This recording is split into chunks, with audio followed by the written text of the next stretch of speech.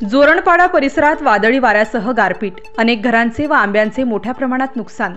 दिंडोरी तालुक्यातील जोरणपाडा परिसरात शनिवारी व रविवारी वादळी वाऱ्यासह गारपीट झाल्याने शेतकऱ्यांचे मोठे आर्थिक नुकसान झाले।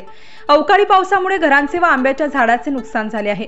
अचानक वादळी वाऱ्यासह जोरदार गारांचा पाऊस झाल्याने शेतातील टमाटे, कारले, वांगे, दोडके व मिरची याचे नुकसान झाले, तर कांदा पिकाचेही खूप मोठ्या प्रमाणात नुकसान झाले। शेतकऱ्यांना बँक, सोसायटीच्या कर्जाची रक्कम उभी कशी करायची याची काळजी असतानाच अवकाळी बेमोसमी पावसाने शेतकरी वर्ग चिंतेत पडला आहे। जोरणपाडा येथे वादळी वाऱ्याने आनंदा महाले, भगवंत चंदर गवळी यांच्या घराचे पत्रे उडून घरातील संसारोपयोगी वस्तूचेही नुकसान झालेत। बेमोसमी पावसाने हतबल झालेल्या शेतकरी वर्गाला काय करावे हे सुचत नाही। द्राक्षेच्या वेळेस ही पावसाने मोठ्या प्रमाणात नुकसान केले होते।